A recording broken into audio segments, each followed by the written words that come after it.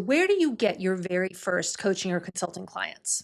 Forget social media for a minute. I'm about to reveal the most effective and often overlooked strategy for finding your first clients. It's closer than you think. I'm Laura Zavelson, and this is the Gen Expert Show, where we talk about capitalizing on your expertise and experience to build a business as a coach, consultant, or independent expert, so you can finally be the one in control of your time, your impact, and your financial future. So many people believe that having a strong social media presence is the magic bullet for getting clients. But I want to talk today about why that strategy is not the be all and end all, especially if you are just starting out. So I want to give you a few easy ideas to try that are not social media and share with you the story of exactly how I got my first paying clients. Because trust me, my past professional networks were completely irrelevant, and my personal network is pretty small. I'm an introvert, and I have a very small circle of close friends, but not a huge gaggle of acquaintances. First of all, you have limited visibility. So you can be posting all you want on as many platforms as you want. But the reality is you're at the mercy of the algorithms. For most Gen Xers, building out a significant online presence takes a lot of time and effort, honestly. And even if you are rapidly gaining followers, in the early days, it can be really hard to convert those followers to paying clients. The other issue is that social media isn't just about reach. There's a lot of noise, and your ideal client is being bombarded with messages from all over the place. So even if you do get in front of them, it may take some time before they actually notice. Second, let's be honest here. Nobody trusts you. Think about how you feel about people who are online. If you don't know them, if you haven't built up a relationship with them, it's not like meeting someone for the first time in person. Online, it takes a lot of different interactions before you start to build that trust. So, one way to build trust online is testimonials, and they can be super effective, but you kind of have a chicken and egg problem if you're new, right? Because you don't have any clients yet. So, how are you going to get testimonials? Another super powerful way of building up trust and credibility online is using a thought leadership strategy. And that's actually what I teach in my business breakthrough program. But the thing about thought leadership is it does take a lot of different touch points over time, and you need clients now. So that's what we're going to talk about in just a second. Those two things I was just mentioning, visibility and credibility, those are both important parts of what it takes for an online marketing strategy to succeed. But they require consistent effort and investment of time and sometimes money before they start to get results. So early on in your business, they are not great client getters. First, they're slow. And second, you might not realize this, but your business is probably going to shift wildly over those first 5, 10, 15 clients.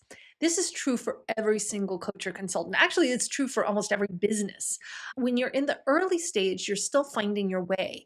And you're going to learn so much from those first clients about who you want to work with, how you want to work with them. So, that online marketing investment you're making now, the time you're putting in, sometimes just ends up being a wash because you're still building out the other pieces of your revenue engine, your niche, your pricing, your messaging, all the things we're going to talk about in future episodes. So, to wrap up this line of thought, I don't want you to hear me saying you shouldn't do social media or that you can't get customers on social media. I'm just saying that it's not super efficient or effective to get these very first clients. So, what is the best way?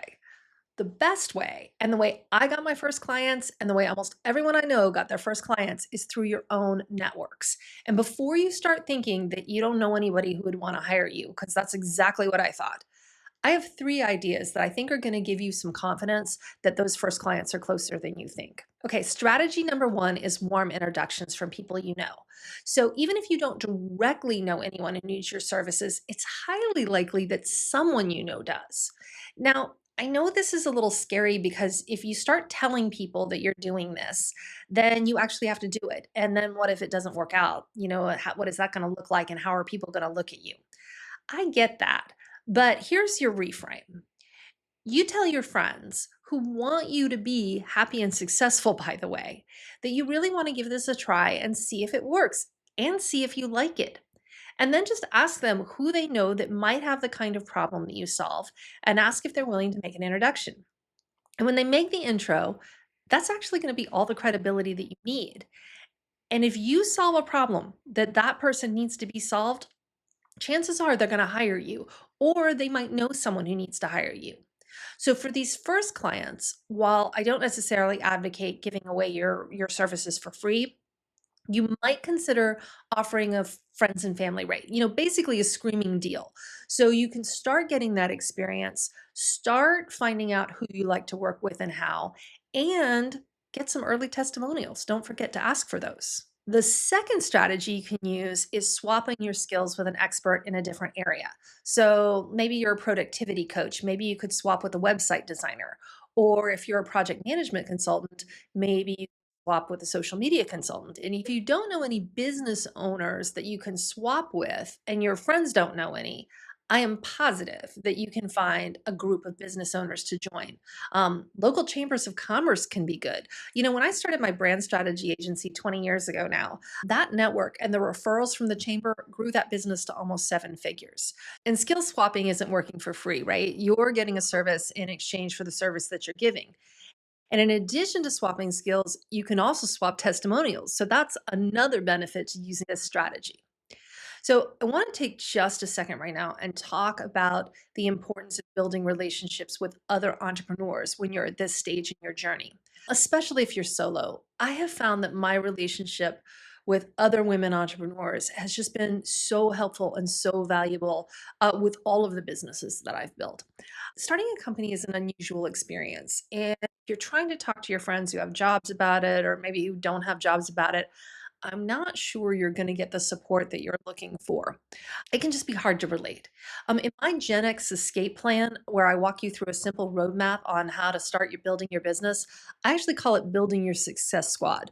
I'll put a link to that in the description so you can download it. So the third strategy is actually how I got my first clients for this business. Because remember, I told you I don't have a huge personal network, and my professional network was all people either working for huge corporations or high growth startups. So certainly people I could ask for referrals, but not my target audience. So what I did was offer to give a free workshop for a community of women entrepreneurs. Let me walk you through how I did it. The first thing I did was develop a relationship with the community owner by joining the community. And I participated in the events, both in person and online. Now, you could do this with just an online community. That will work too, but this community of women happened to also be local. So when I approached the owner, we had already built some trust. And that opened the door for me to share that I was a former professor of entrepreneurship. So I had some teaching credibility and a longtime entrepreneur.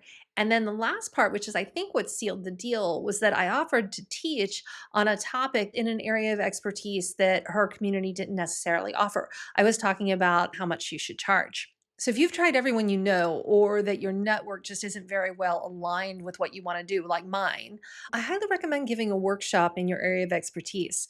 I think it showcases your knowledge, it builds your know, like, trust factor, and it gets you in front of a group of people who might be interested in hiring you.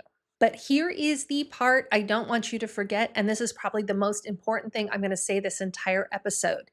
If you do any of these strategies and someone asks how to work with you, and they probably will, you need to have an answer for that. And so you need to have at least one way of delivering your service. And that can be a one on one session if you're a coach, or it can be an assessment of some kind if you're a consultant. And you need to know how much you charge. So I recommend figuring both of those out beforehand before you maybe try any of these strategies. Okay, so to wind us up, a little bit of recap and a little bit of homework. I want you to write down the name of five friends that you're going to ask either to work with you, swap with you, or introduce you. Okay. Next, research entrepreneurial groups that you might be interested in and see if there's any local. And the reason I say see if there are any local is because it is so much faster to build trust in person than online. But online is okay too. If you don't have any great groups in your area or none to offer you, go online. There's a lot of organizations online, and especially ones that cater to women entrepreneurs. Okay. And then finally, start looking around for audiences, again, either in person or online, who might be a good fit for a workshop where you can share your expertise. So I really hope this episode has given you some ideas on where you might get started to find those first 1, 5, 10 clients. If it was helpful to you, I would really love it if you would like and subscribe. And Don't forget to download my Gen X Escape Plan because that's going to give you a roadmap for some easy steps you can take to get started on your path to being a coach, consultant, or independent expert. Thanks for watching and listening, and I'll see you next time.